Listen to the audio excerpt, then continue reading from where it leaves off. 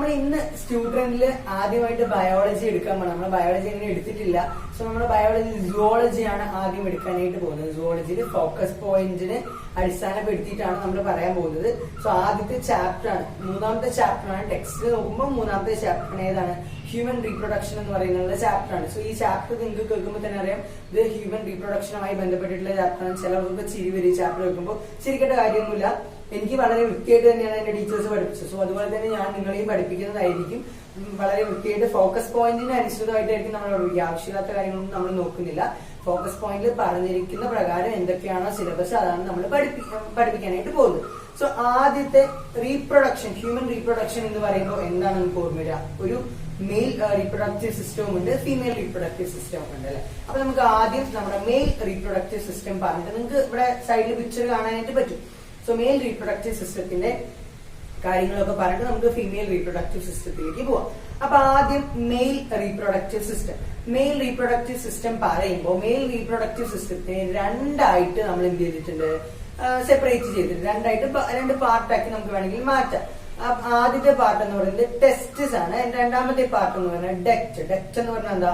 കുഴലുകൾ എന്നാണ് അർത്ഥം. ഡക്റ്റുകൾ കുറെ സാധനങ്ങൾ ക്യാരി ചെയ്യുന്ന കുഴലുകൾ അല്ലെങ്കിൽ പൈപ്സ് എന്നാണ് ഡക്റ്റിന്റെ അർത്ഥം. സോ ആദ്യം നമ്മൾ പറയുന്ന ടെസ്റ്റിസ് ആണ്. രണ്ട് പെയർ ഓഫ് ടെസ്റ്റിസ് അല്ലെങ്കിൽ ബോൾസ്, മെയിൽ ബോൾസ് ആണ് ഉള്ളത് നമുക്ക്. സോ അതാണ് നമ്മളുടെ എന്ത്? പ്രൈമറി സെക്സ് ഓർഗൻ എന്ന് പറയുന്നത്, അല്ലെങ്കിൽ പ്രാഥമികമായിട്ടുള്ള ഫസ്റ്റ് പ്രൈമറി പ്രോമിനന്റ് ആയിട്ടുള്ള സെക്സ് ഓർഗൻ എന്ന് പറയുന്നത് എന്താണ്? ടെസ്റ്റിസ് ആണ്. ടെസ്റ്റിസ് എന്ന് പറഞ്ഞു കഴിഞ്ഞാൽ എന്താ? നമ്മുടെ അബ്ഡോമിനിൽ അടിവയറ്റിലാണ് ടെസ്റ്റിസ് കാണുന്നത്. ബോയ്സിന്റെ അടിവയറ്റിലാണ് ടെസ്റ്റിസ് കാണുന്നത് എന്ന് പറയാം. ടെസ്റ്റിസ് കുട്ടികൾ ജനിച്ച് കഴിഞ്ഞ ഉടനെ അല്ലെങ്കിൽ ഏകദേശം മോസ്റ്റ്ലി ഒരു 8 മാസമൊക്കെ ആവുമ്പോ ടെസ്റ്റിസ് അല്ലെങ്കിൽ ബോൾസിന് ഒരു സാക്ക്, ഒരു കവറിങ്, ഒരു മെംബ്രെയിൻ വന്നിട്ട് എന്ത് ചെയ്യും? കവർ ചെയ്യും. ആ കവർ ചെയ്യുന്ന മെംബ്രെയിന്റെ പേരാണ് സ്ക്രോട്ടം അല്ലെങ്കിൽ സ്ക്രോട്ടൽ സാക്ക്. സാക്ക് എന്ന് പറഞ്ഞാൽ ചാക്ക് എന്നാണ് അർത്ഥം. ഇവിടെ ഒരു കവറിങ് എന്നാണ് ഉദ്ദേശിക്കുന്നത്. സ്ക്രോട്ടൽ സാക്ക് വന്ന് എന്ത് ചെയ്യും? കവർ ചെയ്യും. അതിന്റെ പേരാണ് സ്ക്രോട്ടം. എന്തിനാണ് അങ്ങനെ കവർ ചെയ്യുന്നത്, അല്ലെങ്കിൽ എന്താണ് അതിന്റെ ഫംഗ്ഷൻ എന്ന് ചോദിച്ചാൽ എപ്പോഴും ക്വസ്റ്റ്യൻ വരുന്നത് ആ ഒരു ഭാഗത്ത് നിന്ന് ക്വസ്റ്റ്യൻ വരുന്നത് എങ്ങനെയായിരിക്കും?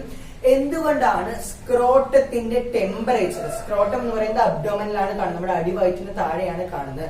സോ സ്ക്രോട്ടത്തിന്റെ ടെമ്പറേച്ചർ എന്ന് പറയുന്നത് എന്തുകൊണ്ടാണ് നമ്മളുടെ ബോഡി ടെമ്പറേച്ചറിനേക്കാൾ 2 മുതൽ 2.5 വരെ കുറവായിരിക്കും?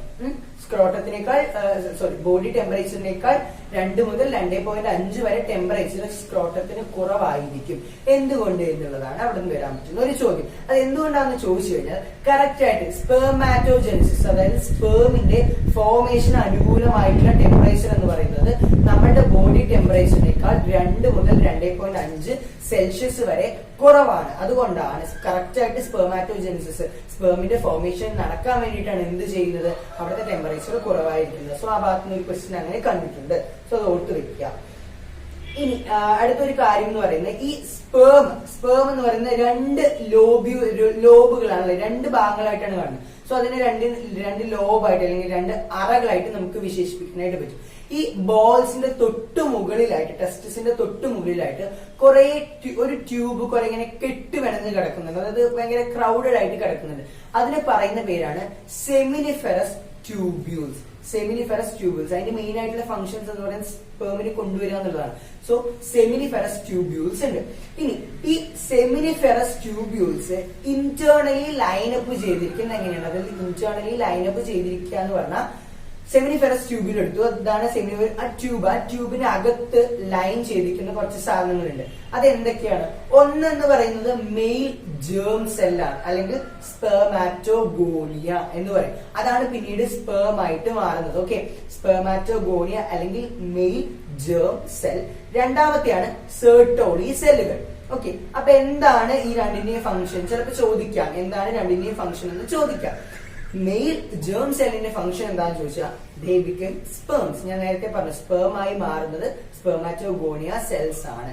ഇനി സെർട്ടോളി സെല്ലുകൾ എന്ന് പറഞ്ഞാൽ എന്താണ്? ഈ സാധനം വലുതാവുന്ന സമയത്ത് അല്ലെങ്കിൽ സ്പേമുകൾ ആവുന്ന സമയത്ത് സ്പേമിന് ന്യൂട്രീഷൻ വേണമല്ലേ? എന്തൊരു സാധനം വളരണമെങ്കിലും അതിന് എന്ത് വേണം?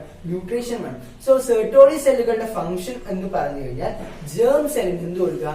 ന്യൂട്രീഷൻ കൊടുക്കുക. ഇത് ഡീജനറേറ്റ് ചെയ്ത് സെർട്ടോളി സെല്ലുകൾ ഡീജനറേറ്റ് ചെയ്ത് അവസാനം സ്പേംസിന് വേണ്ട ന്യൂട്രീഷൻ കൊടുക്കും. അതാണ് സെർട്ടോളി സെല്ലുകളുടെ ഫംഗ്ഷൻ എന്ന് പറയുന്നത്. ഇനി നമ്മൾ പറഞ്ഞു സെമിനിഫറസ് ട്യൂബ്യൂൾസിന്റെ അകത്താണ് ഇത് രണ്ടെണ്ണം ഉള്ളത്. എന്തുള്ളത്? ജേം സെൽസും സെർട്ടോളി സെല്ലുകളും ഉള്ളത് സെമിനിഫറസ് ട്യൂബ്യൂളിന്റെ അകത്താണ്. അപ്പൊ പുറത്തും ഉണ്ടാവണല്ലോ. പുറത്തുള്ളതാണ് ഇന്റർസ്റ്റീഷ്യൽ സെൽസ്. ഇന്റർസ്റ്റീഷ്യൽ എന്ന് പറഞ്ഞാൽ എന്താ? സ്പേസ് ആണ്. അതിന് ലൈനപ്പ് ചെയ്തിരിക്കുന്ന സെൽസ്, ആ സ്പേസിലൊക്കെ ലൈനപ്പ് ചെയ്തിരിക്കുന്ന സെല്ലുകളാണ് എന്ത്? Interstitial cells. എന്താണ് ഇന്റർസ്റ്റീഷ്യൽ സെൽസ്? അല്ലെങ്കിൽ ഇന്റർസ്റ്റീഷ്യൽ സെൽസിനെ പറയുന്ന വേറെ പേരാണ് ലെയ്ഡിക് സെൽസ് എന്ന് പറയും. ലെയ്ഡിക് സെൽസ് എന്ന് പറയും. ഈ സെൽസിന്റെ ഫംഗ്ഷൻ എന്താണെന്ന് ചോദിച്ചു കഴിഞ്ഞാൽ അവര് ആൻഡ്രോജൻസ് സെക്രീറ്റ് ചെയ്യും. അപ്പൊ നിങ്ങൾ ചോദിക്കും എന്താണ് ആൻഡ്രോജൻസ്? ആൻഡ്രോജൻസ് എന്ന് പറഞ്ഞാൽ കൈൻഡ് ഓഫ് ഹോർമോൺസ് ആണ്. അവര് മെയിൽ ക്യാരക്ടേഴ്സ്, അതായത് പുരുഷ ക്യാരക്ടേഴ്സ്, സെക്ഷുവൽ ക്യാരക്ടേഴ്സ് കൺട്രോൾ ചെയ്യുന്ന ഒരു തരം ഹോർമോണാണ് ആൻഡ്രോജൻസ് എന്ന് പറയുന്നത്. അത് സെക്രീറ്റ് ചെയ്യുന്ന ആരാണ്? ചോദ്യം വരാം. ലെയ്ഡിക് സെൽസ് ആണ്, അല്ലെങ്കിൽ ഇന്റർസ്റ്റീഷ്യൽ സെൽസ് ആണ് ആൻഡ്രോജൻസ് സെക്രീറ്റ് ചെയ്യുന്നത് എന്നുള്ളതാണ്. ഇതാണ് ടെസ്റ്റിസിന്റെ ഭാഗം വരുമ്പോ പറയാനായിട്ടുള്ളത്. ഇനി നമ്മൾ എന്തിലേക്ക് പോവാണ്? ഡക്ട് സിസ്റ്റത്തിലേക്ക് പോകണം. കുഴലുകളുടെ ഭാഗത്തേക്ക് പോകണം. കുറെ കുഴലുകളുണ്ട്. എന്തൊക്കെയാണ് അത്, ഓരോന്നിന്റെ ഫംഗ്ഷൻ, അത് എവിടെയൊക്കെയാണ് കാണുന്നത് എന്നുള്ളതൊക്കെയാണ് പറയുന്നത്. നിങ്ങൾക്ക് പിക്ചറിൽ കാണാം, കുറെ ട്യൂബ്സും കാര്യങ്ങളൊക്കെ കാണാം. സോ ഡക്ട് സിസ്റ്റത്തിലേക്ക് പോകുമ്പോൾ ഡക്ട് എന്തൊക്കെ മെയിൻ ആയിട്ടുള്ള കുറച്ച് ഡക്റ്റുകളുണ്ട്. ഏതൊക്കെയാണ്? ഒന്ന് റേറ്റെ ടെസ്റ്റിസ് ആണ്. അടുത്തത് വാസ എഫറൻഷ്യ, പിന്നെ എപ്പിഡിഡൈമിസ്, വാസ് ഡിഫറൻസ്. ഇതാണ് 4. ഏതൊക്കെയാണ്?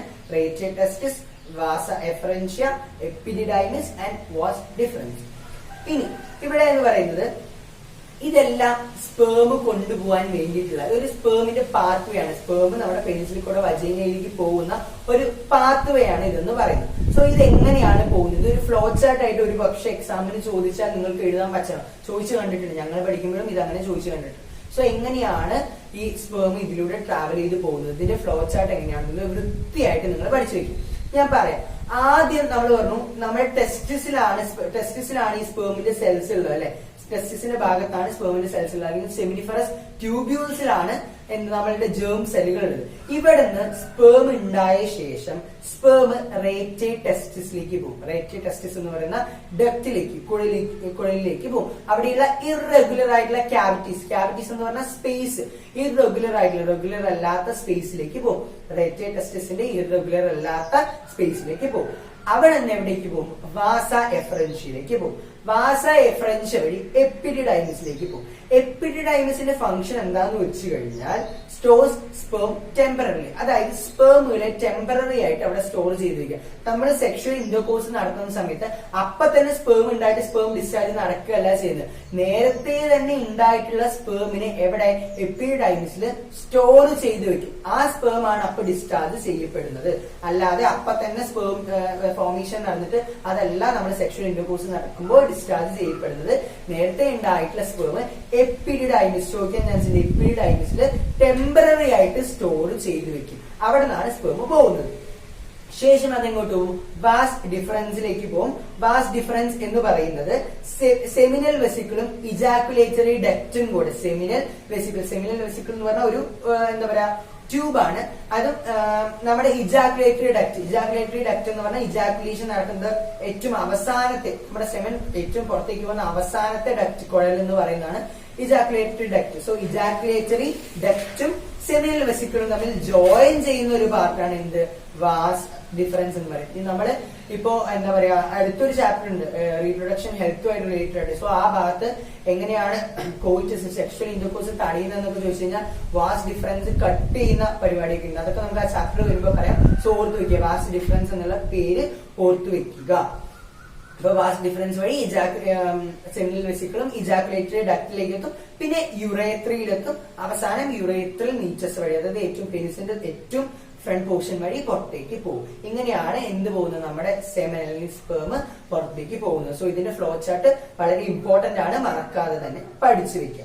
ഇത്ര നേരം നമ്മൾ പറഞ്ഞത് മെയിൽ സെക്സ് ഓർഗനെയും അതിന്റെ പാർട്സിനെ കുറിച്ചാണ്. ഇനി നമുക്ക് ഫീമെയിൽ സെക്സ് ഓർഗനെയും അതിന്റെ പാർട്സിനെ കുറിച്ച് പറയാം. ഫീമെയിൽ സെക്സ് ഓർഗനെ കുറിച്ച് പറയുമ്പോൾ എന്താണ്? ഓവറി ആണല്ലേ, പെയർഡ് ഓവറി. ഒരു 2 ഓവറീസ് ആണ് ഉള്ളത്. നമുക്കുള്ള 2 ടെസ്റ്റിസ് പോലെ തന്നെ ഗേൾസിനുള്ളത് 2 ഓവറീസ് ആണ് ഉള്ളത്. 2 ഓവറീസ്, ഈ 2 ഓവറീസ് ആണ് അവരുടെ പ്രൈമറി സെക്സ് ഓർഗൻ എന്ന് പറയുന്നത്. ഓവറീസ് ആണ് എന്ത് സെക്രീറ്റ് ചെയ്യുന്നത്?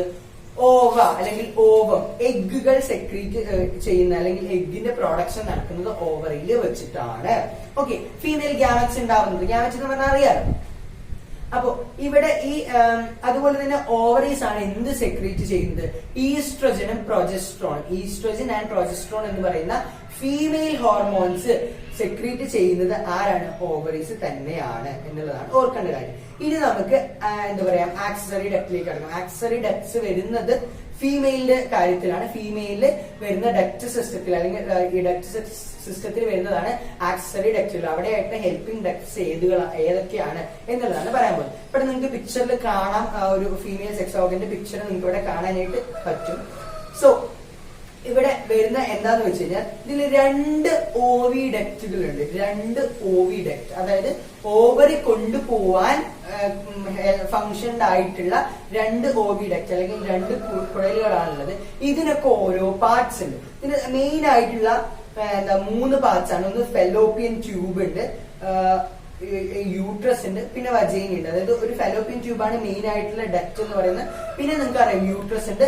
യൂട്രസിന്റെ ഏറ്റവും ഔട്ടർ പോസ്റ്റ് ഓപ്പണിംഗ് ആയിട്ടുള്ള ഭാഗമാണ് വജൈന എന്ന് പറയുന്നത്. സോ ഓവി ഡക്റ്റുകൾ എന്ന് പറഞ്ഞു കഴിഞ്ഞാൽ ഏകദേശം 10 മുതൽ 12 സെന്റിമീറ്റർ വരെ ആയിരിക്കും നീളം ഉണ്ടാവുക. ഈ ഫെലോപ്പിയൻ ട്യൂബാണ് മെയിൻ ആയിട്ട് ഓവി ഡക്ട് എന്ന് പറയുന്നത്. ഫെലോപ്പിയൻ ട്യൂബിന് ഒരുപാട് പാർട്ടുകൾ ഉണ്ടാകും നമുക്ക് പറയാം. സോ 10 മുതൽ 12 സെന്റിമീറ്റർ വരെ ആയിരിക്കും നീളം ഒരു ഓവി ഡക്റ്റിന്റെ. ആൻഡ് 3 പാർട്ടുകളാണ് ഉള്ളത്. 3 പാർട്സ് ആണ്. ഏതൊക്കെയാണ് അപ്പൊ 3 പാർട്സ് എന്ന് ചോദിച്ചാൽ, ഏറ്റവും അടിയിലത്തെ പാർട്ട്, അതായത് ഓവറിയോട് അടുത്ത് നിൽക്കുന്ന പാർട്ടാണ് എന്ത് പറയുന്നത്? ഇൻഫന്റിബുലം എന്ന് പറയുന്നത്. ഇൻഫന്റിബുലം ഓവറിയുമായിട്ട് ഏറ്റവും അടുത്ത് നിൽക്കുന്ന പാർട്ടാണത്. നിങ്ങൾക്ക് പിക്ചറിൽ കാണാം. Funnel shaped opening provided with many finger like structures called fimbriae എന്നാണ് പറയുന്നത്. അതിന് ഏറ്റവും അറ്റത്ത് കാണാം കുറെ കൈകൾ പോലെ, കുറെ ലൈക്ക് ഇങ്ങനെ ഒരു സ്ട്രക്ചർ കാണാൻ പറ്റും. ആ സ്ട്രക്ചർ ആണ് എന്ത് പറയുന്നത്? ഫിംബ്രി എന്ന് പറയുന്നത്. അതിന്റെ ഫംഗ്ഷൻ, ഈ ഫിംബ്രിയുടെ ഫംഗ്ഷൻ എന്ന് പറഞ്ഞാൽ ഓവറിൽ നിന്ന് ഓവത്തെ കളക്ട് ചെയ്യുക എന്നുള്ളത്. കളക്ട് ചെയ്യാൻ വേണ്ടിയിട്ടാണ് ആ ഫിംഗർ ലൈക്ക് സ്ട്രക്ചർ. അത് വെച്ച് കളക്ട് ചെയ്ത് കൊണ്ടുവരിക തുടക്കത്തിലേക്ക്, അതായത് ഫെലോപ്പിയൻ ട്യൂബിന്റെ തുടക്കത്തിലേക്ക് കൊണ്ടുവരിക എന്നുള്ളതാണ് ഫിംബ്രിയുടെ എന്താ പറയാ ഫംഗ്ഷൻ എന്ന് പറയുന്നത്. ഫിംബ്രി കാണുന്നത് എവിടെയാണ്? ഇൻഫന്റിബുലത്തിലാണ് കാണുന്നത്. ഇൻഫന്റിബുലം എന്ന് പറഞ്ഞാൽ ഫണൽ ഷേപ്ഡ്, നമ്മള് മണ്ണെണ്ണയൊക്കെ ഒഴിക്കില്ല അല്ലെങ്കിൽ എണ്ണയൊക്കെ ഒഴിക്കാൻ വേണ്ടി ഫണൽ യൂസ് ചെയ്യില്ലേ, ആ ഫണലിന്റെ ഏകദേശം ഷേപ്പ് ആയിരിക്കും. അതിന്റെ അറ്റത്ത് കുറെ ഫിംഗർ ലൈക്ക് സ്ട്രക്ചേഴ്സ് കാണും. അതാണ് ഫിംബ്രി എന്ന് പറയുന്നത്. ഇനി അത് കുറച്ചുകൂടെ മുകളിലേക്ക് പോകുമ്പോഴാണ് ആംപ്യൂള. അതിന്റെ കുറച്ചുകൂടെ തിക്കൻഡ് ആയിട്ടുള്ള, കുറച്ച് വൈഡൻഡ് ആയിട്ടുള്ള, കുറച്ചുകൂടെ കട്ടി കൂടി കുഴൽ ഉള്ള ഒരു ഭാഗമാണ് ആംപ്യൂള. പിക്ചറിൽ കാണാം ആംപ്യൂള, നിങ്ങൾക്ക് കാണാനായിട്ട് പറ്റും. ഇനി അതിന്റെ കുറച്ചുകൂടെ മുകളിലേക്ക് കയറി കഴിഞ്ഞാൽ അവിടെയാണ് ഇസ്തമസ് എന്ന് പറയുന്നത്. Narrow part joints the uterus. അതായത് ഫെലോപ്പിയൻ ട്യൂബിനെ നമ്മളുടെ യൂട്രസുമായിട്ട് ജോയിൻ ചെയ്യുന്ന പാർട്ടാണ് എന്ന് പറയുന്നത് ഇസ്തമസ് എന്ന് പറയുന്നത്. അത് അത്ര തിക്കൊന്നുമല്ല, വലുതൊന്നുമല്ല, നാരോ ആയിട്ട് ഒരു കുഞ്ഞു കോയിലാണ്. അത് യൂട്രസിലേക്ക് ജോയിൻ ചെയ്യും. എങ്ങനെയാണ്? അപ്പൊ ഈ ഒരു വരുന്ന വഴിയിലാണ് ഇവിടെ വെച്ചിട്ട് ഫെലോപ്പിയൻ ട്യൂബിനകത്ത് വെച്ചിട്ടാണ് ഫെർട്ടിലൈസേഷൻ നടക്കുക. ഫെർട്ടിലൈസേഷൻ നടക്കുന്നതെന്ന് പറയുന്നത് ഫെലോപ്പിയൻ ട്യൂബിനകത്താണ്, അല്ലാതെ യൂട്രസിലല്ല. ഓർക്കണം, ഫെലോപ്പിയൻ ട്യൂബിനകത്തേക്ക് വരെ അതിന്റെ ഒരു പാർട്ടിയുടെ സ്പേം എത്തും. അവിടെ ആയിരിക്കും ഓവം ഉണ്ടാവുക. അവിടെ നിന്ന് പിന്നെ ഇംപ്ലാന്റേഷൻ നടന്നത്, അതായത് നമ്മുടെ യൂട്രസിലേക്ക് വന്നിട്ടാണ് എഗ് വന്ന് സ്റ്റിക്ക് ചെയ്യുന്നത്. അത് നമുക്ക് പറയാം എങ്ങനെയാണെന്നുള്ളത്. സോ അത് ഓർത്ത് വയ്ക്കുക. ഫെലോപ്പിയൻ ട്യൂബിന് അകത്ത് വെച്ചിട്ടാണ് ഫെർട്ടിലൈസേഷൻ എപ്പോഴും നടക്കുന്നത്. ഓക്കെ, ഇനി അടുത്താണ് യൂട്രസ്. നമ്മൾ ഇത്രയും പറഞ്ഞല്ലോ, ഫെലോപ്പിയൻ ട്യൂബിന്റെ പാർട്സ് ഒക്കെ കഴിഞ്ഞ് യൂട്രസിലേക്ക് എത്തി. നമ്മുടെ എന്താ പറയാ ഇസ്തമസ് വന്ന് യൂട്രസിലേക്ക് ഒന്ന് ജോയിൻ ചെയ്തു. അപ്പൊ ഇനി യൂട്രസിനെ കുറിച്ച് പറയാം. എന്താണ് യൂട്രസ് എന്ന് പറഞ്ഞു കഴിഞ്ഞാൽ, യൂട്രസ് എന്ന് പറഞ്ഞ ഒരു പിയർ ഷേപ്പ്. പിയർ നിങ്ങൾ കണ്ടിട്ടുള്ള ഒരു പഴമാണ്. ആ ഒരു പിയർ ഷേപ്പ് ആയിട്ട് ഒരു ഷേപ്പ്, ആ ഒരു ഷേപ്പിലാണ് നമ്മുടെ യൂട്രസ് കാണുന്നത്. And it is supported by ligaments attached to the pelvic wall. Ligaments വെച്ചിട്ട്, പെൽവിക് എന്ന് പറയുന്നത് നമ്മുടെ ഇടുപ്പ് അല്ലെ, ഇടുപ്പിന്റെ ഭാഗം, ഇവിടെയാണ് നമ്മുടെ യൂട്രസ് കാണുന്നത്. അതായത് ഗേൾസിന് ഈ ഒരു ഭാഗത്താണ് യൂട്രസ് കാണുന്നത്. സോ ഇതിന് ഇടുപ്പിലേക്ക്, പെൽവിക് വാളിലേക്ക് ലിഗമെന്റ്സ് വെച്ചിട്ടാണ് എന്ത് ചെയ്തിരിക്കുന്നത്? യൂട്രസ് അറ്റാച്ച് ചെയ്ത് അല്ലെങ്കിൽ പിടിച്ച് നിർത്തിയിരിക്കുന്നത് എന്നുള്ളതാണ്. അടുത്തൊരു കാര്യം പറയുന്നത്, ഈ യൂട്രസിനും 3 പാർട്ടുകളുണ്ട്. യൂട്രസിന് പിക്ചറിൽ കാണാം, മുകളിലത്തെ ഒരു ഭാഗം, നടുക്കിലത്തെ ഒരു ഭാഗം, ഏറ്റവും താഴെയുള്ള ഒരു ഭാഗം എന്ന് പറയുന്നത്. ഏതൊക്കെയാണ്? അപ്പർ ഫണ്ടസ് എന്ന് പറയുന്നത്, ഏറ്റവും മുകളിലത്തെ ഭാഗത്തിനെയാണ് ഫണ്ടസ് എന്ന് പറയുന്നത്. പിന്നെ മിഡിൽ ബോഡി ഉണ്ട് ആൻഡ് ടെർമിനൽ കെർവിക്സ് ഉണ്ട്. ഏറ്റവും അടിയിൽ കെർവിക്സ് ഭാഗമുണ്ട്. ഇനി ഇതെന്ന് പറയുന്ന യൂട്രസിന്റെ 3 ഭാഗങ്ങളാണ് ഞാൻ പറഞ്ഞത്. ഇനി യൂട്രസിന് ഒരു വോൾ ഉണ്ടല്ലോ, അതിന് എപ്പോഴും ഒരു വോൾ ഉണ്ടാവില്ല, ഒരു സാധനത്തിനും ഒരു വോൾ തന്നെ ഉണ്ടാവുമല്ലോ. ആ വാളിനെയും 3 പാർട്ടായിട്ട് തിരിച്ചിട്ടുണ്ട്. സോ കൺഫ്യൂഷൻ ആവരുത്. യൂട്രസിന് 3 പാർട്സ് ഉണ്ട്. അപ്പർ ഫണ്ടസ് ഉണ്ട്, മിഡിൽ ബോഡി ഉണ്ട്, താഴത്തെ കെർവിക്സ് ഉണ്ട്. അതുപോലെ യൂട്രസ് വാളിനെയും എന്താക്കിയിട്ടുണ്ട്, 3 പാർട്ടാക്കിയിട്ട് തിരിച്ചിട്ടുണ്ട്. സോ അത് ഏതാണെന്ന് നമുക്ക് നോക്കാം. 3 വാൾസ് ഉണ്ട്. ഒന്നെന്ന് പറയുന്നത് എൻഡോമെട്രിയം എന്ന് പറയും. ഏറ്റവും ഉള്ളിൽ നിങ്ങൾക്ക് കാണാം, ഒരു ഇങ്ങനെ കുറെ ഷേപ്സ് ആയിട്ട് കാണാം. ഏറ്റവും ഉള്ളിലുള്ള ഭാഗമാണ് endometrium. Inner glandular and vascular layer എന്നാണ് അതിനെ വിശേഷിപ്പിക്കുന്നത്. എന്താണ് ഗ്ലാൻഡുലർ ആൻഡ് വാസ്കുലർ എന്ന് പറയുന്നത്? ഗ്ലാൻഡുകൾ ഉള്ളത്, പലതരത്തിലുള്ള ഗ്ലാൻഡുകൾ ഉള്ളതും, അതുപോലെ വാസ്കുലർ എന്ന് പറഞ്ഞാൽ വെയിൻസ് അല്ലെങ്കിൽ വെസിക്കിൾസ് അല്ലെങ്കിൽ വാസ്കുലർ എന്ന് പറയാം. കുറെ കൊഴലുകളും എന്താ പറയാ രക്തക്കൊഴലുകളൊക്കെ കാണുന്ന ഒരു ഭാഗമാണ് ഏറ്റവും കൂടുതൽ. അത് ആ ഭാഗത്താണ് കുട്ടിയുടെ അറ്റാച്ച്മെന്റ്. ശരിക്കും ഏറ്റവും യൂട്രസിലേക്ക് ഏറ്റവും ആദ്യമായിട്ട് കുട്ടി അറ്റാച്ച് ചെയ്യുന്ന ഈ വോളിലോട്ടാണ്. അത് ഓർക്കുക. അവിടെ മൊത്തം എന്താ പറയാ രക്തക്കൊഴലുകൾ, ബ്ലഡ് വെസൽസ് ഒക്കെ മൊത്തം നിറഞ്ഞിരിക്കുന്ന ഒരു ഭാഗമാണ്. അതുകൊണ്ടാണ് അത് ചുവന്ന ഒരു ഓറഞ്ച് ഷേപ്പിൽ കാണാനായിട്ട് പറ്റും. അടുത്തെന്ന് പറഞ്ഞാൽ അതിന്റെ തൊട്ട് ഉള്ളിലുള്ള ലെയർ ആണ് എന്ത്, മയോമെട്രിയം എന്ന് പറയുന്ന middle thick layer of smooth muscles. Middle ആയിട്ടുള്ള വളരെ തിക്ക് ആയിട്ടുള്ള ലെയർ ആണ്. അതായത് എക്സ്റ്റേണൽ ഷോക്സ്, നമ്മുടെ ഓവം കിടക്കും അല്ലെങ്കിൽ എംബ്രിയോ ഉണ്ടാവുന്ന സമയത്ത് എക്സ്റ്റേണൽ ഷോക്സ്, എവിടെയെങ്കിലും പെട്ടെന്ന് ഒരു തട്ടലൊക്കെ തട്ടിക്കഴിഞ്ഞാൽ, അല്ലെങ്കിൽ കോൺട്രാക്ഷൻ, നമ്മുടെ പ്രസവം നടക്കുന്ന സമയത്ത് കോൺട്രാക്ഷനും റിലാക്സേഷനും ഒക്കെ ഹെൽപ്പ് ചെയ്യുന്നത് ഈ ഒരു മയോമെട്രിയം ആയിട്ടുള്ള ഭാഗമാണ്. ഇനി ഏറ്റവും അവസാനത്തേക്ക് വരുന്ന അല്ലെങ്കിൽ പുറത്തേക്ക് വരുമ്പോഴുള്ള ഭാഗമാണ് perimetrium. And it is external and it is thin, വളരെ തിൻ ആയിട്ടുള്ള ഒരു ലെയർ ആണ്. അപ്പൊ ഇത് 3 ഓർത്ത് വെക്കുക. Endometrium, myometrium and perimetrium. 3 മനസ്സിലായി എന്ന് വിചാരിക്കും. ഇനി അടുത്തൊരു ഭാഗമാണ്, അല്ലെങ്കിൽ നിങ്ങൾ ഇതിനെ കുറിച്ചൊക്കെ ചർച്ചകളൊക്കെ പലപ്പോഴും കേട്ടിട്ടുണ്ടാവും, ഹൈമൻ. പലപ്പോഴും ഒരു കൺഫ്യൂഷൻ വരുന്നതാണ് വെർജിനിറ്റി. അതായത് ഗേൾസിനെ സംബന്ധിച്ച് പറയുകയാണെങ്കിൽ വെർജിനിറ്റി എന്ത് വെച്ചിട്ടാണ് അളക്കുന്നത്? സത്യം പറഞ്ഞാൽ വെർജിനിറ്റി അളക്കാൻ മെഷേഴ്സ് ഒന്നും ഇല്ല. പലപ്പോഴും പറയുന്നത് ഹൈമന്റെ ഹൈമൻ പൊട്ടിയിട്ടുണ്ടെങ്കിൽ വെർജിനിറ്റി ഇല്ലാതായി പോയി എന്നൊക്കെയാണ്. പക്ഷെ അങ്ങനെയൊന്നും അല്ല. നമുക്കത് നോക്കാം. ഒരു ക്വസ്റ്റ്യൻ വരുന്നതാണ്. അതായത് ഹൈമൻ അല്ലെങ്കിൽ മെയ്ഡൻ ഹെഡ് എന്നൊക്കെ പറയും. ഹൈമൻ എന്ന് പറഞ്ഞാൽ ഒരു മെംബ്രെയിൻ ആണ്, ഒരു പാടയാണ്. അത് വജൈനയുടെ ഔട്ടർ പോർഷനിൽ, അതായത് ആ ഒരു ഭാഗത്ത് യൂട്രസിന്റെ കുറച്ച് ഔട്ടർ പോർഷനിൽ കാണുന്ന ഒരു ഭാഗമാണ് ഹൈമൻ എന്ന് പറയുന്നത്. ഒരു പാട എന്നൊക്കെ പറയുന്നത്. ആ സാധനം പൊട്ടിക്കഴിഞ്ഞാലാണ് എന്ത് വജൈനിറ്റി ഇല്ലാതാവുന്നത് എന്നൊക്കെ പറയും. പക്ഷെ അങ്ങനെ അല്ല. ഇതെന്ന് പറയുന്നത് ഒരുപാട് ഫിസിക്കൽ ആയിട്ടുള്ള ആക്ടിവിറ്റീസ് ചെയ്യുന്ന ഗേൾസിൽ അത് പെട്ടെന്ന് തന്നെ പൊട്ടിപ്പോകും. സ്പോർട്സ് ഒക്കെ ചെയ്യുന്ന, ഓട്ടം ചാട്ടം അങ്ങനെയുള്ള കാര്യങ്ങളൊക്കെ ചെയ്യുന്ന ഗേൾസിൽ അത് നേരത്തെ തന്നെ ഹൈമൻ എന്താവും, പൊട്ടിപ്പോകും. ചിലർക്ക് സെക്ഷുവൽ ഇന്റർകോഴ്സ് കഴിഞ്ഞാലും എന്ത് സംഭവിക്കും, ഈ പാട പൊട്ടാതെ തന്നെ അവിടെ നിൽക്കാറുണ്ട്. ചിലർക്ക് അത് സെക്ഷുവൽ ഇന്റർകോഴ്സ് കഴിയുമ്പോൾ അത് പൊട്ടിപ്പോകും. സോ ഈ ഹൈമൻ എന്ന് പറയുന്ന സാധനമല്ല വെർജിനിറ്റി നിർണ്ണയിക്കുന്നത് എന്നുള്ളത് എപ്പോഴും ആലോചിക്കുക. വേണമെങ്കിൽ ഇംഗ്ലീഷിൽ അത് വായിച്ചുതരാം.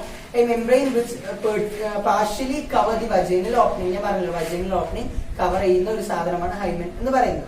It is often torn during the first coitus. അതായത് ഫസ്റ്റ് സെക്ഷുവൽ കോയിറ്റസ് എന്ന് പറഞ്ഞാൽ സെക്ഷുവൽ ഇന്റർകോഴ്സ് നടക്കുമ്പോൾ ടോൺ ചെയ്ത് അല്ലെങ്കിൽ പൊട്ടിപ്പോയി കീറിപ്പോകുന്നു.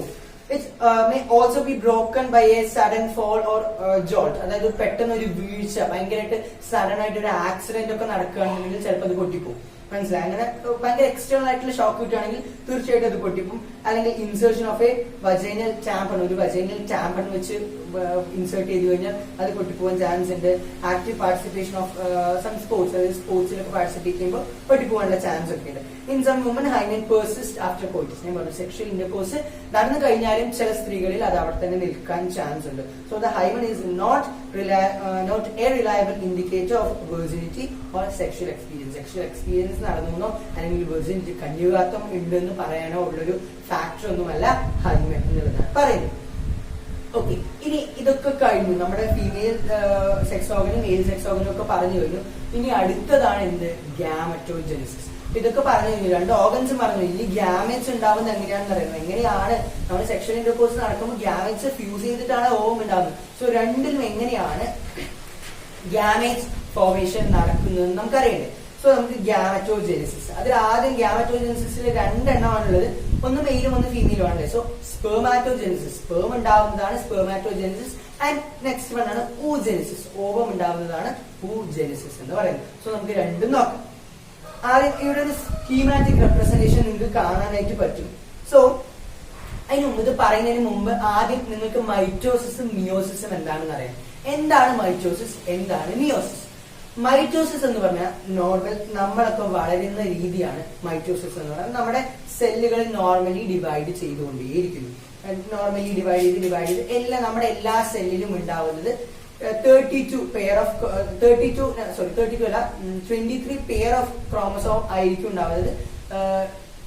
46 ക്രോമസോംസ് ആയിരിക്കും നമ്മുടെ നോർമൽ എല്ലാ സെൽസിലും ഉണ്ടാവുക. അത് ഓരോ ഡിവിഷനിലും സെയിം തന്നെയായിരിക്കും. അതാണ് മൈറ്റോസിസ് എന്ന് പറയുന്നത്. പക്ഷെ മിയോസിസ് എന്ന് പറഞ്ഞു കഴിഞ്ഞാൽ അത് സെക്ഷുവൽ സെൽസിൽ മാത്രം നടക്കുന്ന സെൽ ഡിവിഷൻ ആണ് മിയോസിസ് എന്ന് പറയുന്നത്. സെക്ഷുവൽ സെൽസിൽ മാത്രമേ നടക്കുള്ളൂ, ബാക്കിയുള്ള ബോഡിയിലെ ഒരു പാർട്സിലും അത് നടക്കില്ല.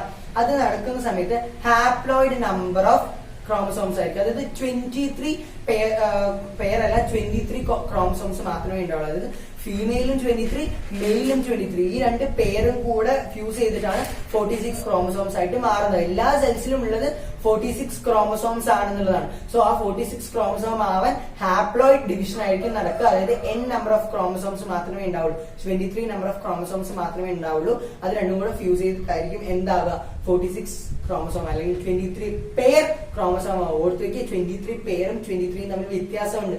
നിങ്ങൾക്ക് മനസ്സിലാവുന്നുണ്ട് എന്ന് ഞാൻ വിചാരിക്കുന്നു. ഇല്ലെങ്കിൽ നിങ്ങൾക്ക് കമന്റ് ബോക്സിൽ ഇടാം, ഞാൻ ഡൗട്ട് ക്ലാരിഫൈ ചെയ്ത് തരുന്നതായിരിക്കും. സോ ആദ്യം നമ്മുടെ പെബേർട്ടി എന്ന് പറഞ്ഞ സെക്ഷുവൽ സ്റ്റേജ്, ഒരു 10-14 വയസ്സ്, ആ ഒരു പ്രായം, അതിനാണ് പെബേർട്ടി എന്ന് പറയുക. ആ ഒരു പ്രായം എത്തുമ്പോൾ സ്പെർമാറ്റോഗോണിയ സെൽസ് ഉണ്ട്. നമ്മൾ നേരത്തെ പറഞ്ഞില്ലേ സെമിനിഫറസ് ട്യൂബിൾസിനകത്ത് സ്പെർമാറ്റോഗോണിയ സെൽസ് ഉണ്ട്. ഈ സ്പെർമാറ്റോഗോണിയ സെൽസ് ആദ്യം ഒന്ന് മൈറ്റോസിസ് വഴി, അതായത് നോർമൽ എല്ലാ സെൽസിലും ഡിവിഷൻ നടക്കുന്ന പോലെ ഒരു മൈറ്റോസിസ് വഴി കുറച്ച് രണ്ടെണ്ണമായിട്ട് മാറും. അതായത് ഒന്ന് ഡിവൈഡ് ചെയ്ത് 2 സെൽസ് ആയിട്ട് മാറും. സംഭവിച്ചില്ലേ? ഈ 2 സെല്ലുകളിൽ എന്ത് നടക്കും? ഈ 2 സെല്ലുകളിൽ അപ്പൊ ആദ്യം മൈറ്റോസിസ് വഴി ഡിവൈഡ് ചെയ്തില്ല, അതിനെന്ത് പറയും? പ്രൈമറി സ്പെർമാറ്റോസൈറ്റ് എന്ന് പറയും. അതായത് മൈറ്റോസിസ് വഴി സ്പെർമാറ്റോഗോണിയ ഡിവൈഡ് ചെയ്യുന്നു, അതിനെ പറയുന്നതാണ് പിക്ചറിൽ കാണാം, പ്രൈമറി സ്പെർമാറ്റോസൈറ്റുകൾ എന്ന് പറയും. ഈ പ്രൈമറി സ്പെർമാറ്റോസൈറ്റുകൾക്ക് എന്ത് സംഭവിക്കും? ഫസ്റ്റ് മിയോട്ടിക് ഡിവിഷൻ, അതായത് സെക്ഷുവൽ സെൽസിൽ മാത്രം നടക്കുന്ന ഫസ്റ്റ് ഡിവിഷൻ സംഭവിച്ചിട്ട് സെക്കൻഡറി സ്പെർമാറ്റോസൈറ്റുകളായിട്ട് മാറും. ഈ സെക്കൻഡറി സ്പെർമാറ്റോസൈറ്റുകൾ എന്ത് ചെയ്യും?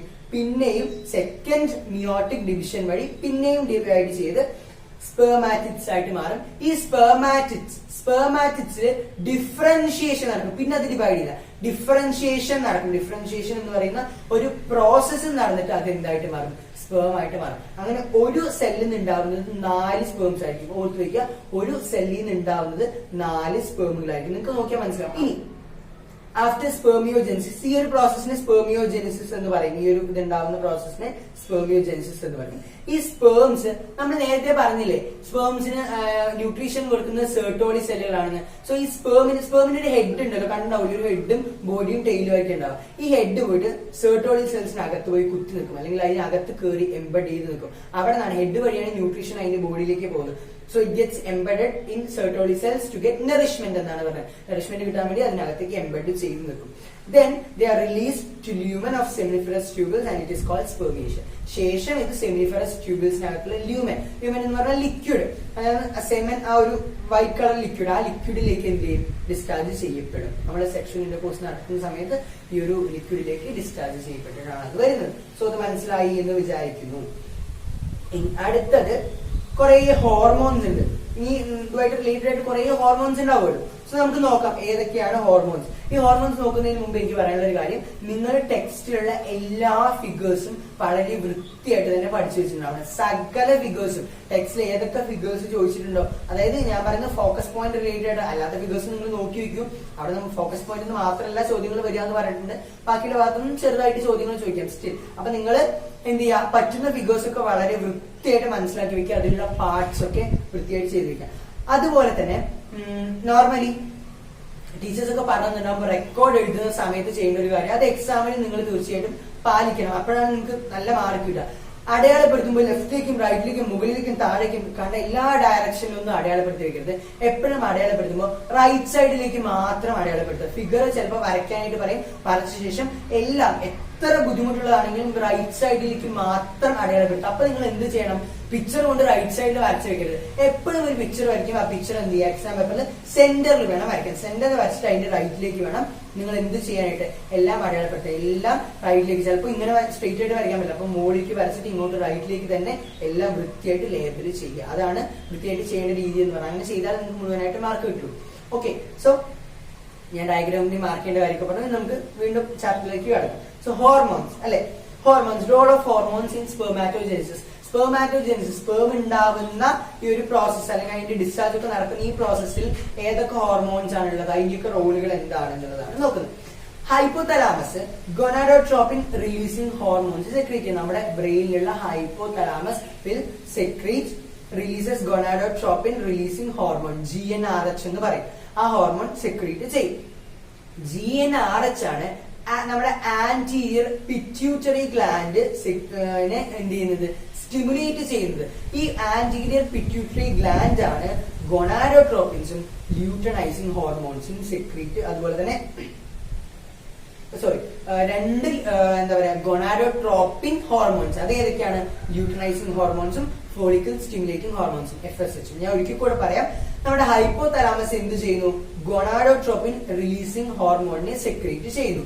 ഈ ഗൊനാഡോട്രോപ്പിൻ റിലീസിംഗ് ഹോർമോൺ പോയിട്ട് നമ്മളുടെ എന്തിനെ സ്റ്റിമുലേറ്റ് ചെയ്യും?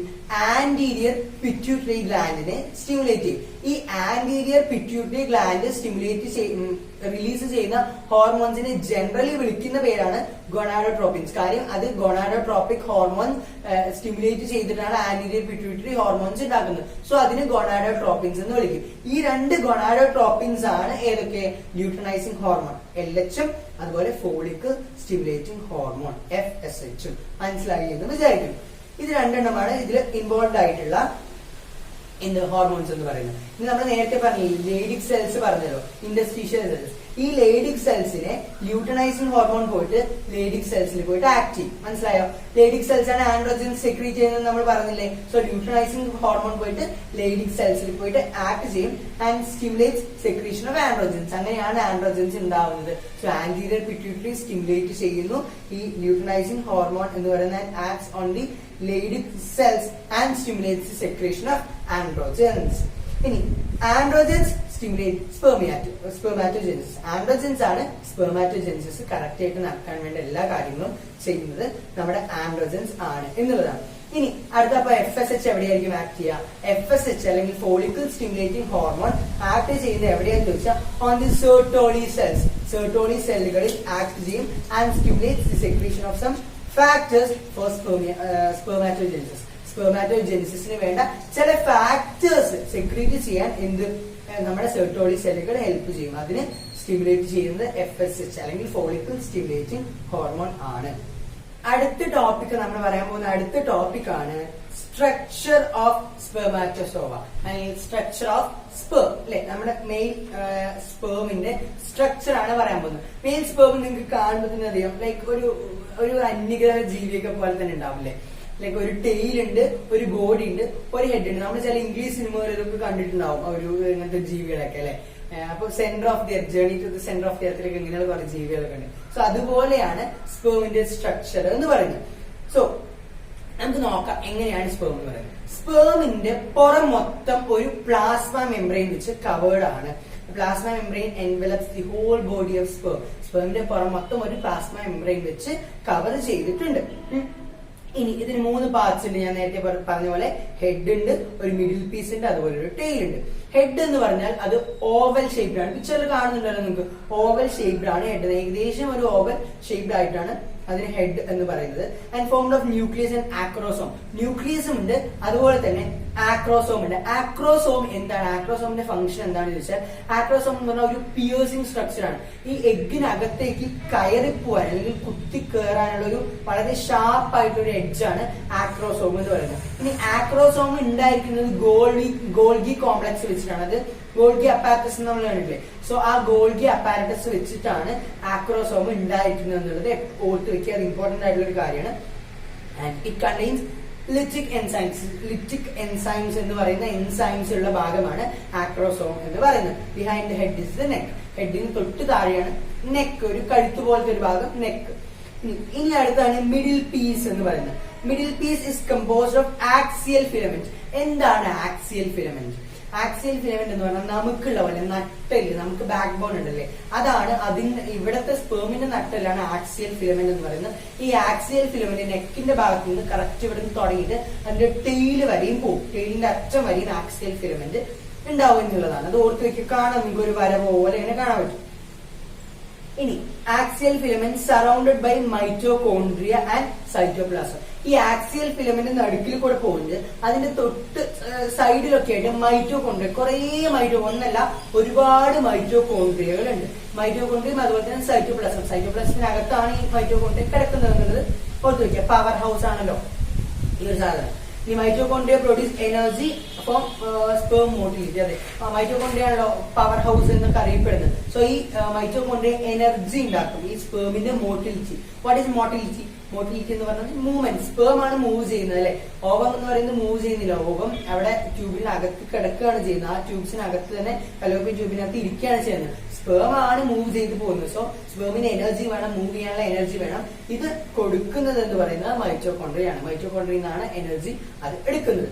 ഇനി അവസാനത്തെ ഭാഗമാണ് ടെയിൽ എന്ന് പറയുന്നത്. ടെയിൽ എന്തിനായിരിക്കും നോർമലി ഹെൽപ്പ് ചെയ്യുക? മൂവ് ചെയ്യാൻ തന്നെയാണ് അല്ലെ. Tail consist of central axis filament. ഞാൻ നേരത്തെ പറഞ്ഞു ഈ സെൻട്രൽ ആക്സിസ് ഉണ്ടല്ലോ, അതിന്റെ ഫിലമെന്റ് ടെയില് വരയ്ക്ക് പോകും. ആ ടെയിലിന്റെ അറ്റം വരെയും പോകും. സോ ടെയിലിന്റെ ആക്സിസ് ഫിലമെന്റ് കണ്ടിന്യൂഷൻ ആയിട്ട് പോകും. And it helps in movement. മോട്ടിലിറ്റിക്ക് വേണ്ടി ഹെൽപ്പ് ചെയ്യുന്നു എന്നുള്ളതാണ് അതിന്റെ ഫംഗ്ഷൻ എന്ന് പറയുന്നത്. ഇനി അടുത്തത് എന്താണ്? അടുത്ത ഭാഗമാണ് oogenesis. എന്താണ് അപ്പൊ oogenesis? oogenesis എന്ന് പറഞ്ഞു കഴിഞ്ഞാൽ അറിയാലോ, ഇപ്പൊ നമ്മൾ പറഞ്ഞത് സ്പെർമാറ്റോജെനിസിന്റെ കാര്യമാണ് പറഞ്ഞത്. സ്പെർമാറ്റോജെനിസിസ് റിലേറ്റഡ് ആയിട്ടാണ് സ്പേമിന്റെ സ്ട്രക്ചറും കാര്യങ്ങളും പറഞ്ഞത്. ഇനി അടുത്താണ് oogenesis എന്ന് പറഞ്ഞാൽ ഓവം അല്ലെങ്കിൽ എഗ് ഉണ്ടാവുന്ന പ്രോസസ്സാണ് oogenesis എന്ന് പറയുന്നത്. സോ നമുക്ക് oogenesis നോക്കാം. oogenesisലെ ഒരു ഫിഗർ ഉണ്ട്. ഈ ഫിഗർ മോസ്റ്റ്ലി എക്സാമിന് ചോദിച്ച് കണ്ടിട്ടുണ്ട്. ഫോളിക്കിൾസ്, ഒവേറിയൻ ഫോളിക്കിൾസിന്റെ ഒരു ഫിഗർ ആണ് ഉള്ളത്.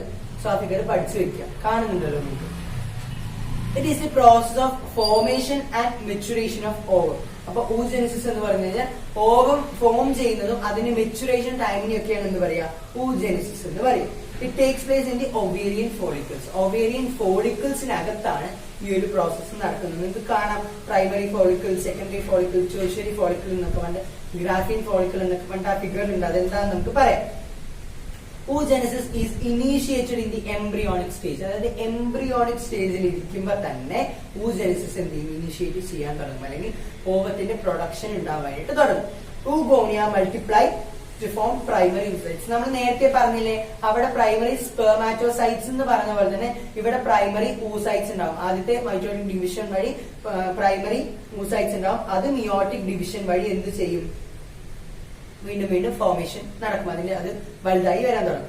Primary oocyte in the tertiary follicle grows and undergoes first unequal meiotic division to form large secondary oocytes and a tiny first polar body.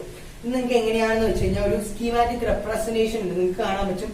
കുഞ്ഞു നമ്മൾ നേരത്തെ പറഞ്ഞ പോലെ തന്നെ സ്പേമിന്റെ പ്രൊഡക്ഷനിലും നമ്മൾ ഈ ഒരു ഫിഗർ കാണിച്ചിരുന്നു. ഇവിടെയും ഉണ്ട്. അതായത് ആദ്യം oogonia മൈറ്റോസിസ് വഴി ഡിഫറൻഷിയേഷൻ വഴി എന്താവും? പ്രൈമറി oocyte ആയിട്ട് മാറും. കാണുന്നുണ്ടല്ലേ?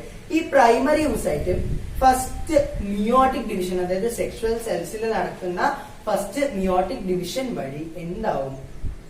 ഒരു സെക്കൻഡറി oocyteും ഫസ്റ്റ് പോളാർ ബോഡിയുമായിട്ട് മാറും. സെക്കൻഡറി oocyteും ഫസ്റ്റ് പോളാർ ബോഡിയും ഓർത്ത് വെക്കുക. സെക്കൻഡറി oocyteും ഫസ്റ്റ് പോളാർ ബോഡിയുമാണ് എന്നുള്ള കാര്യം വളരെ ഇമ്പോർട്ടന്റ് ആണ്. സെക്കൻഡറി oocyteും സെക്കൻഡറി പോളാർ ബോഡിയും അല്ല, ഫസ്റ്റ് പോളാർ ബോഡി ആണെന്നുള്ള കാര്യം ആലോചിച്ച് വെക്കുക. ഇതെന്തിനാണ് നമ്മുടെ ഒരു പോളാർ ബോഡി എന്ന് പറയുന്ന സാധനം ഉണ്ടാവുന്നത് വെച്ച് കഴിഞ്ഞാൽ ഈ ഫസ്റ്റ് സെക്കൻഡറി oocyte എന്ന് പറയുന്ന സാധനമാണ് പിന്നീട് ഓവമായിട്ട് മാറുന്നത്. ഓവും പിന്നെയും ഒരു സെക്കൻഡറി പോളാർ ബോഡി ഉണ്ട്. സോ അങ്ങനെയായിട്ട് മാറുന്നത്. എന്തിനാണ് പോളാർ ബോഡി എന്ന് പറയുന്ന സാധനം ഉണ്ടാവുന്നത് നമുക്ക് നോക്കാം. Primary oocyte in the tertiary ഫോളിക്കിളിലുള്ള പ്രൈമറി oocyte ആണ് പിന്നീട് അണ്ടർഗോ ചെയ്ത് secondary oocyte tiny first polar ബോഡിയുമായി മാറുന്നെന്ന് പറഞ്ഞല്ലേ.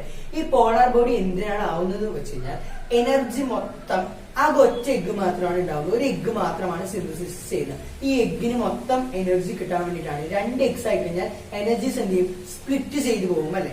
അപ്പൊ ആ ഒരു സ്പ്ലിറ്റ് അപ്പ് നടക്കാതിരിക്കാൻ വേണ്ടിയിട്ടാണ് പോളാർ ബോഡി ആയിട്ട് മാറുന്നത്. പോളാർ ബോഡിയും ഒരു oocyteുമായിട്ട് മാറുന്നത്. പിന്നീട് ഈ പോളാർ ബോഡി പിന്നീട് ഫെർദർ ആയിട്ട് ഈ പോളാർ ബോഡിക്ക് ഡിവിഷൻ നടക്കുന്നുണ്ടോ എന്നുള്ളത് നമുക്ക് ഇപ്പോഴും അറിയാത്ത ഒരു കാര്യമാണ്. അത് കണ്ടുപിടിക്കപ്പെട്ടിട്ടില്ല. അത് പിന്നെയും പോളാർ ബോഡി ഡിവൈഡ് ചെയ്യുന്നുണ്ടോ എന്നുള്ളത് നമുക്ക് അറിയാത്ത ഒരു കാര്യം ആണ്. ഈ ടേർഷ്യറി ഫോളിക്കിൾ എന്ത് ചെയ്യും? ടേർഷ്യറി ഫോളിക്കിള് പിന്നെ വീണ്ടും വലുതായി അത് മെച്യൂർ ഫോളിക്കിൾ ആയിട്ട് മാറും. മെച്യൂർ ഫോളിക്കിൾ അല്ലെങ്കിൽ ഗ്രാഫിയൻ ഫോളിക്കിൾ ആയിട്ട് മാറും എന്നുള്ളത് കാണാൻ പറ്റും. പിക്ചറിൽ കാണുന്നില്ലല്ലോ, ടേർഷ്യറി ഫോളിക്കിൾ ഉണ്ട്, അത് വളർന്ന് വലുതായി ഗ്രാഫിയൻ ഫോളിക്കിൾ ആയിട്ട് മാറും. ഈ ഗ്രാഫിയൻ ഫോളിക്കിൾ നിന്നാണ് ഓവം പിന്നീട് പുറത്തേക്ക് വരുന്നത്. Secondary oocyte forms new membrane zona pellucida. ഈ സെക്കൻഡറി ഊസൈറ്റ് ഇവിടെ ഡിഫറൻഷിയേറ്റ് ചെയ്തിട്ടുണ്ട്. ഈ സെക്കൻഡറി ഊസൈറ്റ് ഒക്കെ നടക്കുന്നത് ഈ ഫോളിക്കിളിനകത്താണ്. ഫോളിക്കിളിന് പുറത്തല്ല, ഫോളിക്കിളിനകത്താണ്. ഈ ഫോളിക്കിൾ ഗ്രോ ചെയ്തുകൊണ്ടേ ഇരിക്കുന്നുണ്ട്. ഓക്കെ, ഇതിനകത്താണ് ഈ ഓവം ഉണ്ടായിട്ട് ഈ സാധനമാണ് പ്രോസസ് ആയിട്ട് വലുതായി വലുതായി വലുതായി സർക്കിൾ ആയിട്ട് നിങ്ങൾക്ക് കാണാൻ പറ്റും. ആദ്യം കുഞ്ഞിതായിരുന്നു, പിന്നെ വലുതായി വലുതായി വലുതായി വലുതായി വരുന്നത് നിങ്ങൾക്ക് കാണാൻ പറ്റും. ശരി, മനസ്സിലാവുന്നില്ല? ആ ഒരു സർക്കിൾ പോലെ കാണുന്നുണ്ടല്ലോ അവിടെ ഒരു വലിയ സ്ട്രക്ചറിനകത്ത്. അത് വൃത്തിയായിട്ട് നോക്കുക കേട്ടോ, കൺഫ്യൂഷൻ അടിക്കണ്ട, അതിനാണ് പറയുന്നത്. സോ സെക്കൻഡറി ഊസൈറ്റ് കുറച്ചുകൂടെ വലുതായിട്ട് അതിനൊരു ന്യൂ മെംബ്രെയിൻ വരും. ആ മെംബ്രെയിന്റെ പേരാണ് സോണ പെലുസിഡ. ZONA, സോണ പെലുസിഡ എന്ന് പറയുന്ന മെംബ്രെയിൻ ആയിട്ട് മാറും. Graafian follicle now ruptures to release the secondary oocyte. ഈ ഗ്രാഫിയൻ ഫോളിക്കിൾ എന്ത് ചെയ്യും? ഈ പൊട്ടിയിട്ടാണ് ഓവം റിലീസ് ചെയ്യുന്നത്. മനസ്സിലായി എന്ന് വിചാരിക്കണം. ആദ്യം നമ്മുടെ ഊഗോണിയ മൈറ്റോസിസ് ഡിഫറൻഷിയേഷൻ നടക്കുന്നു, പ്രൈമറി ഊസൈറ്റ് ആവുന്നു. പ്രൈമറി ഊസൈറ്റും അതിനൊപ്പം ഒരു ഫസ്റ്റ് പോളാർ ബോഡിയും ഉണ്ടാവുന്നു.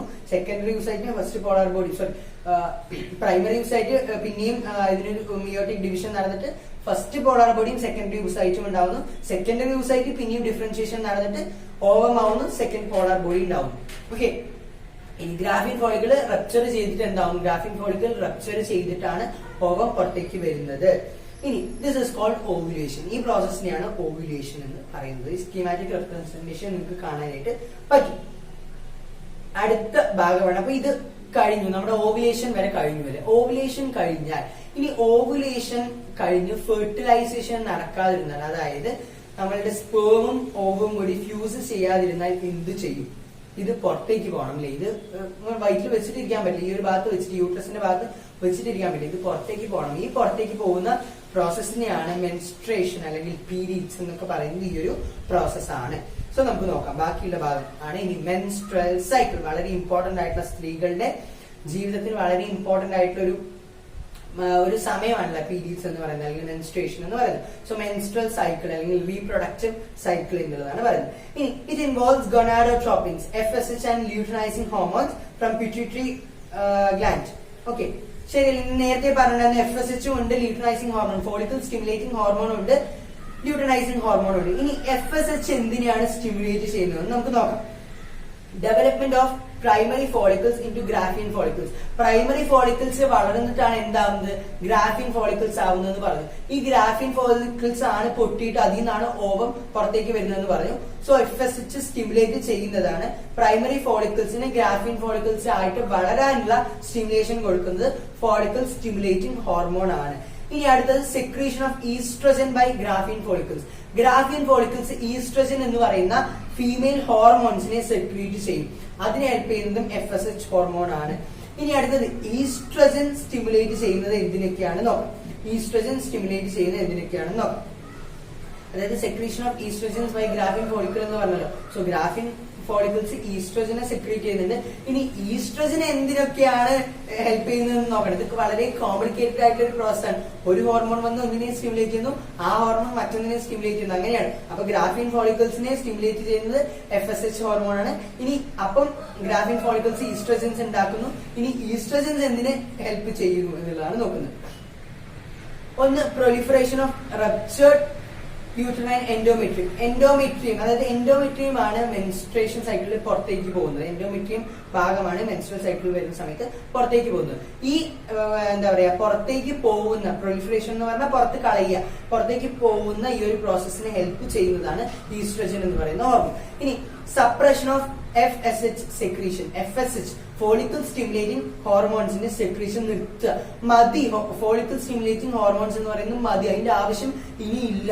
കാര്യം ഇത് പുറത്തേക്ക് വേണം, അപ്പൊ ഇനി അതിന്റെ ആവശ്യം ഇല്ല എന്നുള്ളതാണ്. സോ അതിന്റെ ഫോർമേഷനെ സപ്രസ് ചെയ്യുക, തടഞ്ഞു നിർത്തുക എന്നുള്ളതാണ്. അടുത്തത് secretion of luteinizing hormones. Luteinizing ഹോർമോണിനെ സെക്രീറ്റ് ചെയ്യാനും ആര് ഹെൽപ്പ് ചെയ്യുന്നുണ്ട്? ഈസ്ട്രജൻ ഹെൽപ്പ് ചെയ്യുന്നുണ്ട്.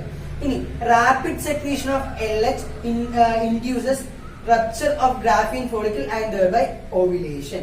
ഒരുപാട് ല്യൂട്ടനൈസിങ് ഹോർമോൺ ഉണ്ടാക്കി കഴിഞ്ഞാൽ അതിന് LH സർജ് എന്ന് പറയും. ഇവിടെ ഒരു ഗ്രാഫ് കാണാം, അതിൽ നിങ്ങൾക്ക് കാണിച്ചിട്ടുണ്ടാവും LH സർജ് ഏറ്റവും ഹയർ പൊസിഷൻ ആണ്. LH സർജ് നടക്കുന്ന സമയത്ത് അത് rupture of Graafian follicle and thereby ovulation help ചെയ്യും. അതായത് ഒരുപാട് ല്യൂട്ടനൈസിങ് ഹോർമോൺ ഉണ്ടായി കഴിയുമ്പോഴാണ് നമ്മുടെ ഗ്രാഫീൻ ഫോളിക്കിൾ പൊട്ടിയിട്ട് അതിന് ഓവം പുറത്തേക്ക് വരുന്നത്. ഏകദേശം ഒരു 14ാമത്തെ ഡേ, അതായത് പീരീഡ്സ് ഒക്കെ ആ ഒരു അതിലൊരു 14ാമത്തെ ഡേ ആണ് ഈ ഒരു പ്രോസസ്സ് സത്യം പറഞ്ഞാൽ നടക്കുന്നത് എന്നുള്ളതാണ്. ഓവുലേഷൻ കഴിയുന്ന സമയത്ത് എന്ത് നടക്കും? After ovulation Graafian follicle is transform to corpus luteum it secretes progesterone. അതായത് ഓവുലേഷൻ കഴിഞ്ഞു കഴിഞ്ഞാൽ ഈ കോപ്പസ് ല്യൂട്ടമായിട്ട് ഗ്രാഫീൻ ഫോളിക്കിൾ മാറും. Graafian follicle turns to corpus luteum. Corpus എന്ന് പറഞ്ഞാൽ എന്താ? ശവം എന്നൊക്കെയാണ് അർത്ഥം, മരിച്ചു എന്നുള്ള അർത്ഥമല്ല. കോപ്സ് എന്ന് പറഞ്ഞാൽ മരിച്ചൊരവസ്ഥയാണ്. സോ കോപ്പസ് ല്യൂട്ടമായിട്ട് മാറും. അത് അവശിഷ്ടമാണ്, അതിന് ആവശ്യമില്ല. ആ ഒരു ട്രാൻസ്ഫോർമേഷൻ അതിന് നടക്കും.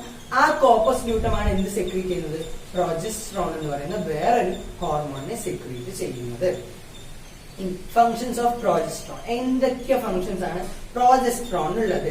Makes endometrium maximum vascular thick and soft. Endometrium വളരെ എന്താ പറയാ തിക്ക് ആയിട്ടുള്ള, അല്ലെങ്കിൽ ബേബീനെ ക്യാരി ചെയ്യാനുള്ള എല്ലാ കപ്പാസിറ്റിയും എൻഡോമെട്രിയത്തിന് വേണം അല്ലെ? സോ എൻഡോമെട്രിയത്തിന് മാക്സിമം തിക്ക് ആക്കുക, മസ്കുലർ ആക്കുക, വാസ്കുലർ മാക്സിമം വാസ്കുലർ ആക്കുക, ഒരുപാട് വെയിൻസ് ഒക്കെ നിറയ്ക്കുക എന്നുള്ളതാണ് പ്രൊജസ്ട്രോണിന്റെ ഫംഗ്ഷൻ എന്ന് പറയുന്നത്. ഇനി inhibits the FSH secretion to prevent the development of a second ovarian follicle. വീണ്ടും ഒരു ഓവേറിയൻ ഫോളിക്കിൾ ഉണ്ടാവാൻ പാടില്ല. ഒന്ന് ഉണ്ടായി കഴിഞ്ഞാൽ അതിനെന്താ പറയാ, അതിന്റെ പ്രോസസ് ഒക്കെ കഴിയുമ്പോഴേക്കും അടുത്ത് ഉണ്ടായി വീണ്ടും വന്നു കഴിഞ്ഞാൽ എല്ലാം കൂടെ കോംപ്ലിക്കേറ്റഡ് ആവും. അതുകൊണ്ടാണ് നേരത്തെ പറഞ്ഞത് ഫോളിക്കിൾ സ്റ്റിമുലേറ്റിംഗ് ഹോർമോണിനെ സപ്രസ് ചെയ്യണം എന്ന് പറഞ്ഞത് അല്ലെ? സോ ആ സപ്രഷൻ നടക്കുന്നത് അതിന് പ്രൊജസ്ട്രോൺ അതിനും ഹെൽപ്പ് ചെയ്യും. ഇതിന്റെ FSH ഹോർമോണിന്റെ സപ്രഷനും പ്രൊജസ്ട്രോൺ ഹെൽപ്പ് ചെയ്യും എന്നുള്ളതാണ് പറഞ്ഞത്. അപ്പൊ ഈ ഒരു ഭാഗം കഴിഞ്ഞു, മെൻസ്ട്രൽ സൈക്കിൾ എന്നുള്ള ഒരു ഭാഗം കഴിഞ്ഞു, ഈ ഒരു സൈക്കിൾ കഴിഞ്ഞു. അടുത്തൊരു ഭാഗമാണ് ഫെർട്ടിലൈസേഷൻ ആൻഡ് ഇംപ്ലാന്റേഷൻ എന്ന് പറയുന്ന ഭാഗം. സോ നമുക്ക് നോക്കാം ഫെർട്ടിലൈസേഷൻ ആൻഡ് ഇംപ്ലാന്റേഷൻ. എന്താണ് ഫെർട്ടിലൈസേഷൻ എന്ന് പറഞ്ഞു കഴിഞ്ഞാൽ? ഫെർട്ടിലൈസേഷൻ എന്ന് പറഞ്ഞു കഴിഞ്ഞാൽ സൈഗോട്ടും ഓവും തമ്മിൽ ഫ്യൂസ് ചെയ്യുന്ന പ്രോസസ്സിനെയാണ് ഫെർട്ടിലൈസേഷൻ എന്ന് പറയുന്നത്. എല്ലാവർക്കും അറിയാലോ.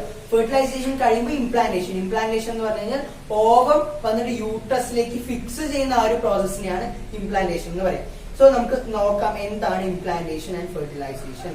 The fusion of sperm with ovum is called fertilization. നിങ്ങൾക്ക് അറിയാലോ, ഞാൻ നേരത്തെ പറഞ്ഞു ഓവവും സ്പെർമും കൂടി ഫ്യൂസ് ചെയ്യുന്ന പ്രോസസ്സാണ് ഫെർട്ടിലൈസേഷൻ എന്ന് പറയുന്നത്.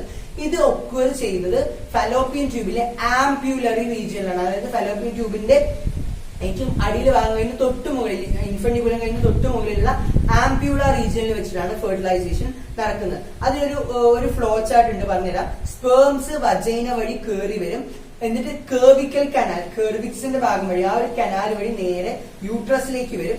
യൂട്രസിലേക്ക് വന്ന് അവിടുന്ന് ഇസ്തമസിലേക്ക് പോകും. ഇസ്തമസ് എന്ന് പറയുന്നത് നമ്മുടെ ഭാഗത്തിലേക്ക് പോകും. ആൻഡ് അവിടുന്ന് ആംപ്യൂലറി റീജിയനിലേക്ക് എത്തും. ആംപ്യൂലറി റീജിയനിലേക്ക് വന്ന് നിന്നു, ആംപ്യൂലർ റീജിയനിൽ വന്നു നിന്നു. അപ്പൊ ഓവം എവിടെ നിന്ന് വരും? ഓവം ഓവറിൽ നിന്ന് ഫിംബ്രിയെ കളക്ട് ചെയ്ത് ഇൻഫന്റിബുലം വഴി എവിടെ എത്തും? ആംപ്യൂലറി റീജിയനിൽ എത്തും. രണ്ടും ആംപ്യൂലറി റീജിയനിൽ വന്നു കഴിഞ്ഞാൽ ഫെർട്ടിലൈസേഷൻ എന്ന് പറയുന്ന പ്രോസസ് നടക്കും. ഒന്നുകൂടെ പറയാം.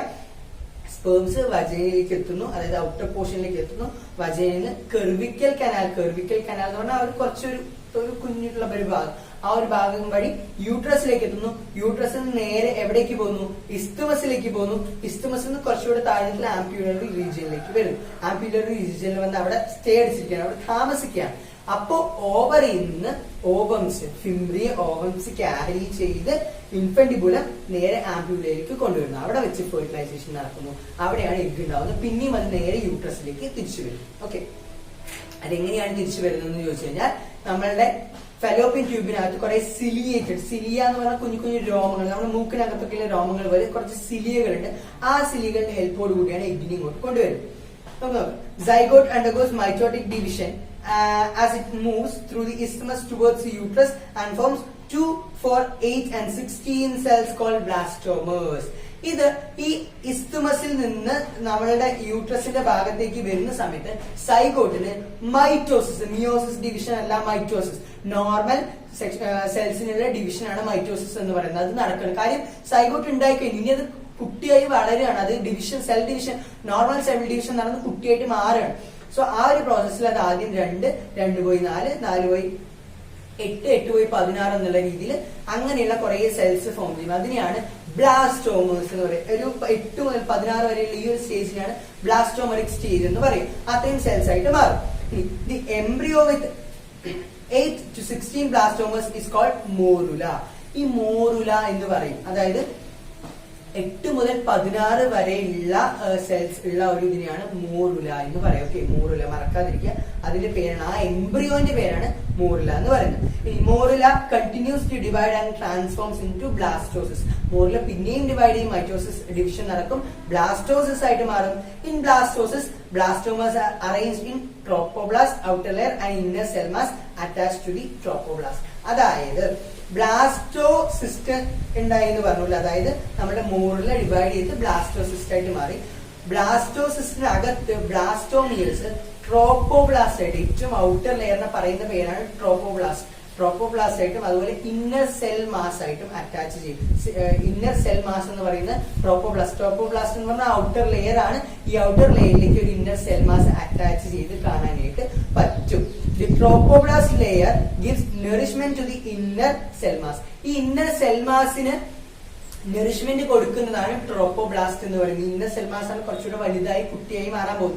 സോ അതിന് എന്താ പറയാ, നറിഷ്മെന്റ് കൊടുക്കുന്ന ഭാഗം ആണ് നമ്മുടെ ട്രോപ്പോബ്ലാസ്റ്റ് എന്ന് പറയുന്നത്. Also it get attach to the endometrium. Endometrium എന്ന് പറഞ്ഞാൽ നമ്മൾ പറഞ്ഞല്ലോ, ചിത്രത്തിൽ കണ്ട ആ ഓറഞ്ച് കളർ ഭാഗം, അവിടേക്ക് എന്ത് ചെയ്യുന്നു, അറ്റാച്ച് ചെയ്യപ്പെടുന്നു. After attachment uterine cells divide rapidly and cover the blastocyst. ഈ എന്താ പറയാ, അറ്റാച്ച്മെന്റിന് ശേഷം യൂട്രസ് മൊത്തം സെൽസ് കൊണ്ട് നിറഞ്ഞിട്ട് ബ്ലാസ്റ്റോസിസിനെ മൊത്തത്തിൽ അതിന് കവർ ചെയ്ത് നിർത്തും. മൊത്തം ഇനി കുറച്ചുകൂടി വലുതായി ശരിക്കും കുട്ടിയാവാനുള്ള ആ ഒരു പ്രോസസ്സ് കറക്റ്റ് ആയിട്ട് ആരംഭിക്കുകയാണ്. സോ ബ്ലാസ്റ്റോസിസ്റ്റിനെ മൊത്തം യൂട്രൈൻ സെൽസ് വന്ന് കവർ ചെയ്യും. Thus the blastocyst becomes embedded in the endometrium and this is called implantation. Blastocyst നമ്മുടെ എൻഡോമെട്രിയത്തിൽ എന്ത് ചെയ്യുന്നു, എംബഡ് ചെയ്യുന്നു അല്ലെങ്കിൽ മൊത്തത്തിൽ നിൽക്കുന്നു. അതിന് പറയുന്ന പേരാണ് ഇംപ്ലാന്റേഷൻ. അപ്പൊ മനസ്സിലായി എന്ന് വിചാരിക്കുന്നു. യൂട്രസിൽ വന്നു, ബ്ലാസ്റ്റോസിസ്റ്റുകൾ വന്നു, ബ്ലാസ്റ്റോസിസ്റ്റ് വന്ന് ബ്ലാസ്റ്റോസിസ്റ്റ് എവിടെ വന്ന് അറ്റാച്ച് ചെയ്തു, ബ്ലാസ്റ്റോസിസ്റ്റ് ട്രാൻസ്ഫോർ ട്രോപ്പോബ്ലാസ്റ്റിൽ വന്ന് അറേഞ്ച് ചെയ്തു. ഔട്ടർമോസ്റ്റ് സെൽ എന്ന് പറയുന്നത് ട്രോപ്പോബ്ലാസ്റ്റ് ആണ്. ശേഷം അതിനകത്ത് ഒരു സെൽ മാസ് ഉണ്ട്. ഈ സെൽ മാസിനെ കവർ ചെയ്യും, യൂട്രൈൻ വോൾസ് കവർ ചെയ്യും. അങ്ങനെ അവസാനം ഇംപ്ലാന്റേഷൻ എന്ന് പറയുന്ന പ്രോസസ്സ് നടക്കുന്നു. മനസ്സിലായിട്ടുണ്ടെന്ന് വിചാരിക്കും. അടുത്ത അവസാനത്തെ ഭാഗമാണ്. എല്ലാം കഴിഞ്ഞു, ഇനി അവസാനം കുട്ടിയായി വന്നു. ആ ഒരു ഇത് ഗ്രോ ചെയ്ത് എല്ലാ അവയവങ്ങളും കുട്ടിയായി അല്ലെ. ശേഷം എന്ത് നടക്കണം, പ്രഗ്നൻസിയും ശേഷം അത് നടക്കുന്ന എംബ്രിയോണിക് ഡെവലപ്മെന്റും നടക്കണം അല്ലെ. അപ്പൊ പ്രഗ്നൻസി നടക്കുവാണ്. ഇംപ്ലാന്റേഷൻ കഴിഞ്ഞ ശേഷം ഫിംഗർ ലൈക്ക് പ്രൊജക്ഷൻസ് അതായത് കുഞ്ഞു വിരലുകൾ പോലത്തെ ക്രോണിക് വില്ലായി എന്ന് പറയും. അത് അപ്പിയർ ചെയ്യും. ട്രോപ്പോബ്ലാസ്റ്റിന്റെ ചുറ്റും വില്ലായി, അതായത് ക്രോണിക് വില്ലായി എന്ന് പറയുന്ന ഫിംഗർ ലൈക്ക് സ്ട്രക്ചേഴ്സ് ഫോം ചെയ്യാനായിട്ട് തുടങ്ങും. Chorionic villi and uterine tissues are integrated to form placenta. ഈ ക്രോണിക് വില്ലയും യൂട്രൈൻ ടിഷ്യൂസും യൂട്രസിലുള്ള ടിഷ്യൂസും രണ്ടും കൂടെ ചേർന്നിട്ടാണ് പ്ലാസെന്റ എന്ന് പറയുന്ന സാധനം ഉണ്ടാകും. നിങ്ങൾ കേട്ടിട്ടുണ്ടാവും. ഈ പ്ലാസെന്റയാണ് കുട്ടിക്ക് വേണ്ട ഓക്സിജനും കാര്യങ്ങളും കൊടുക്കുന്നത്. അതുപോലെ കുട്ടിയുടെ എന്താ പറയാ അവശിഷ്ടങ്ങൾ പുറത്തേക്ക് എത്തിക്കുന്നത് നമുക്ക് ഈ പ്ലാസെന്റ വഴിയാണ്. ഓക്സിജനും ന്യൂട്രീഷനും ഒക്കെ കൊടുക്കുന്നത് പ്ലാസെന്റ വഴിയാണ്. സോ വില്ലയും ഉണ്ട്, അതുപോലെ യൂട്രൈൻ ടിഷ്യൂസും രണ്ടും കൂടെ ചേർന്നിട്ടാണ് എന്താവുന്നത്, പ്ലാസെന്റ ആയിട്ട് മാറുന്നത്. It is a structural and functional unit between embryo and maternal body. എംബ്രിയോയും മെറ്റേണൽ ബോഡിക്കും ഇടയിലുള്ള ഒരു, അതായത് എംബ്രിയോ എന്ന് പറഞ്ഞാൽ കുട്ടി, അത് മെറ്റേണൽ ബോഡി എന്ന് പറഞ്ഞാൽ അമ്മയുടെ ശരീരത്തിന് ഇടയ്ക്കുള്ള ഒരു ലെയർ ആണ് ഈ പ്ലാസെന്റ എന്ന് പറയുന്നത്.